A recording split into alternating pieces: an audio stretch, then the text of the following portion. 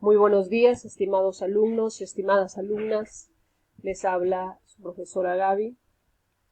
Bienvenidos. Estamos ya en la semana número 8, continuando con las clases de historia. Hoy vamos a hablar de la religión en el Tahuantinsuyo. Estudiaremos la visión que tenían los incas del mundo andino. Además, también conoceremos las principales concepciones religiosas, las principales deidades de los incas. Empecemos con las características de la religión en el Tahuantinsuyo. La religión incaica se caracterizaba por ser politeísta, ¿no? Pues los incas tenían la creencia en varios dioses, adoraban varios dioses, varias deidades. También se caracterizaba por ser panteísta. Pues. ¿Por qué? Porque tenían como dioses a seres del mundo natural, a elementos de la naturaleza. Por ejemplo, consideraban al sol, a los lagos, a las lagunas, a la lluvia, ¿no? la tierra, las montañas, consideradas como dioses. Era heliolatra porque, digamos, su creencia giraba en torno a una creencia principal, tenían como dios principal, ¿no? Era el dios solo, el dios Inti. ¿Cuál era la visión que tenían los incas acerca del mundo? La cosmovisión andina, es decir, la concepción del mundo que tuvieron los incas. Se va a centrar principalmente en explicaciones míticas sobre el origen del mundo. Ellos, por ejemplo, concebían el tiempo de manera cíclica y repetitiva. Y además ellos consideraban que el mundo en el que vivían estaba bajo la influencia de numerosos dioses, de numerosas entidades sagradas, ¿no? Y este mundo nos llamaban como el panteón religioso. Además creían que periódicamente el mundo envejecía, entraba en decadencia hasta sucumbir, ¿no? Para luego renacer. Entonces, en esta concepción el tiempo quedaba para ellos periódicamente interrumpido por procesos de destrucción y de renovación. Además el espacio era considerado dual, ¿no? Dual. Anan y Uren eran las dos mitades que lo dividían. Entonces ese espacio andino, los incas creían pues que el espacio universal, digamos, estaba dividido en tres partes. El mundo estaba dividido en tres partes, ¿no? Consideraban al mundo de arriba, donde se encontraban los dioses, ¿no? El espacio principal donde vivían los dioses le llamaban el Anampach. Y el espacio donde vivían los seres vivos, es decir, el mundo terrenal, le llamaban el Caipach. El Caipacha era el mundo de los seres vivos, donde viven los hombres, donde vive el Inca, ¿no? El mundo terrenal. Y el mundo donde habitaban los muertos y los dioses relacionados a las fuerzas profundas de la tierra, como Pachacama y la Pachamama, era llamado el Ucupach, ¿no? También se le conoce como el Urinpach. Con respecto a los sacerdotes, pues los sacerdotes también cumplen un papel muy importante en la religión, pues la clase sacerdotal, ¿no? Ellos pertenecían a la nobleza. Esta clase sacerdotal gozaba de muchos privilegios. ¿Cuál era la misión, no? La principal misión de los sacerdotes era llevar la religión a todo el habitante del imperio, a todos los habitantes del imperio. Además, también tenían la misión de oficiar los actos del culto, de vivir y de participar en todas las fiestas religiosas. Y también su función era como asesorar espiritualmente al Inca, ¿no? Lo aconsejaban, aconsejándolo según los designios de los dioses. El sacerdote que tenía el rango más alto, ¿no? Era el llamado el Wiyat Umi, ¿no? Era el sacerdote que tenía el rango religioso más alto dentro del imperio, ¿no? El Huyahumo además también era el sacerdote solar. Ahora los sacerdotes también tenían un lugar donde se formaban, ¿no? Donde se preparaban. Entonces, ¿cómo se llamaba ese lugar donde se formaba la casa sacerdotal? Se llamaba el Ayu Tarpuntado.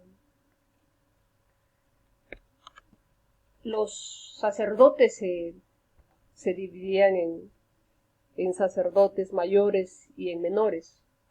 ¿De qué se encargaban los sacerdotes mayores? Ellos se encargaban sobre todo de organizar y de ejecutar las fiestas religiosas, de ejecutar los sacrificios, las ofrendas y de responder a las preguntas, ¿no?, que se dirigían al oráculo, ¿no? De la introducción y del ayuno también se encargaban. Mientras que los sacerdotes menores cumplían otras funciones, como por ejemplo hacer hablar a las huacas, también predecir las situaciones futuras, por ejemplo, leían el futuro en los granos de maíz, entre otros. Ahora los dioses, ¿no? Los dioses, como dijimos, los incas fueron politeístas y la mayoría de sus dioses representaban elementos de la naturaleza y cada uno de ellos con atributos particulares. Habían los dioses mayores, ¿no? Se consideraban dioses mayores, eran el dios Viracocha y el dios Sol, ¿no? En el caso del dios Viracocha se le consideraba como el dios ordenador del mundo, ¿no? Ahora en el Tahuantinsuyo el culto al dios Viracocha fue muy restringido en comparación al Sol, ¿no? Tenía, por ejemplo, pocos santuarios dedicados en su honor, ¿no? El Quinticancha, por ejemplo, era uno de sus santuarios de este dios creador Viracocha. El dios Sol va a ser el dios considerado como el padre de los incas, ¿no? Además era el dios más venerado. Fue llamado el Inti, ¿no? Era el dios privativo, digamos, de la etnia inca.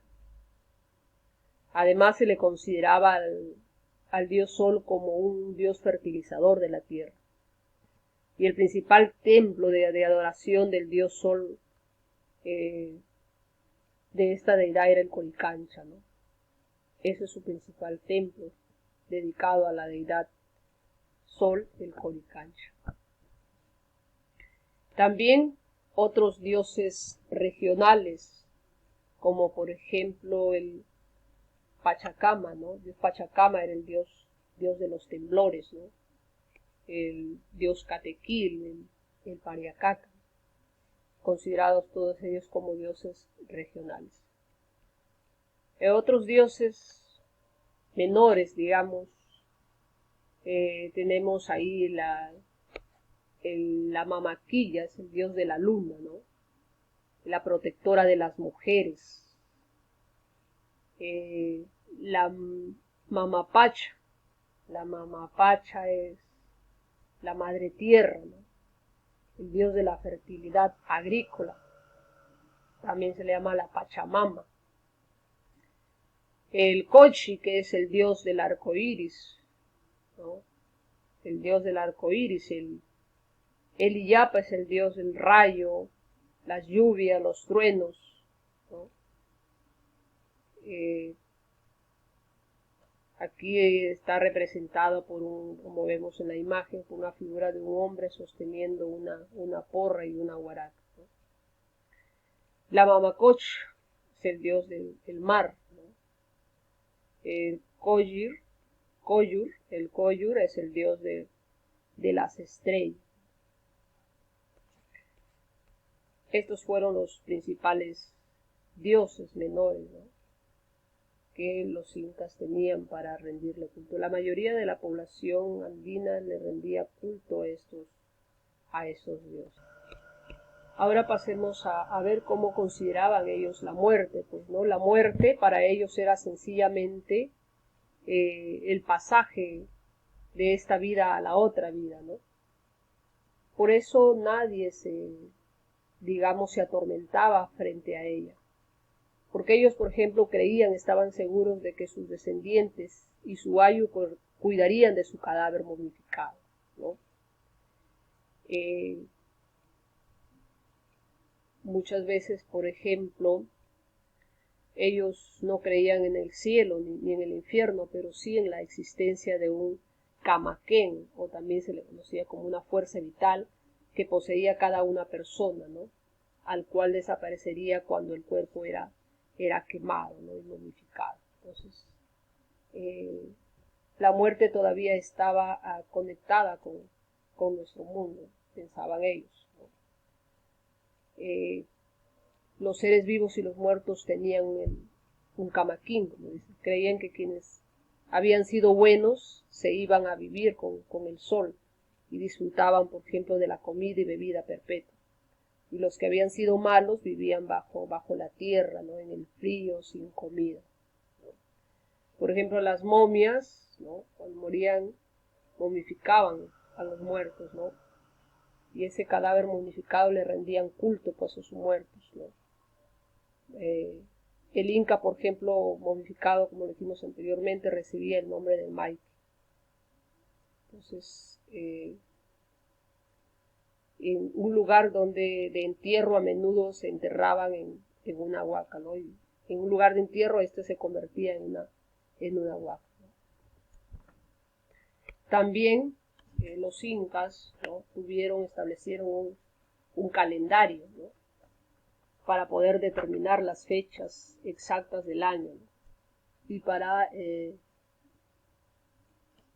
cada año pues traían consigo una serie de actividades agrícolas, ganaderas, junto con las espirituales, ¿no? Y todo era de carácter religioso, que iban acompañados de festividades religiosas. Entonces tenían un calendario de 12 meses y cada mes correspondía a alguna festividad, ¿no? Y todo estaba ligado pues mucho a lo que se refiere a las actividades agrícolas. Muy bien, estimados alumnos, hasta aquí entonces con el tema sobre la religión incaica. No se olviden, por favor, de desarrollar las actividades que tienen en su módulo y de participar en las clases en línea para que puedan ser considerados dentro de la evaluación. También quiero pedirles, por favor, las tareas, enviar las tareas a tiempo y responder todas las preguntas que se consideran dentro de la tarea, ¿no? Son las 10 preguntas para que obtengan una evaluación satisfactoria, una nota satisfactoria. Recomendarles asimismo algunos errores que están cometiendo en el envío de la tarea. Llegan, digamos, tareas de otros cursos, entonces tienes que tener en cuenta en el momento que estás enviando las tareas. Entonces, de este tema sobre la religión incaica tienes unas preguntas ahí en tu módulo. Vaya avanzándolas para que el día que vamos a tener las clases en línea usted pueda participar en el oral, porque va a ser una participación oral donde va a dar respuestas a las preguntas que están ahí en su módulo, y por ello se le va a considerar también como una nota importante. Bien, estimados alumnos, muchísimas gracias. Nos vamos a estar viendo entonces en las clases en línea. La tarea que quedó pendiente, también aquellos alumnos que no han enviado esta última tarea, por favor, se les va a dar plazo de un día más para que puedan cumplir con su tarea. Toda justificación, vuelvo a repetir, sobre el envío de las tareas se hace a través del auxiliar y la hacen sus papás, no ustedes, ¿no? Hay que tener en cuenta que son sus padres quienes deben justificar alguna tarea que no han cumplido o cuando no puedan asistir o participar en las clases en línea, ¿ya? Es una recomendación muy importante que se les da. Cuídense mucho, les agradezco por su atención, un abrazo a la distancia y nos estamos viendo entonces en las clases en línea. Gracias a todos ustedes.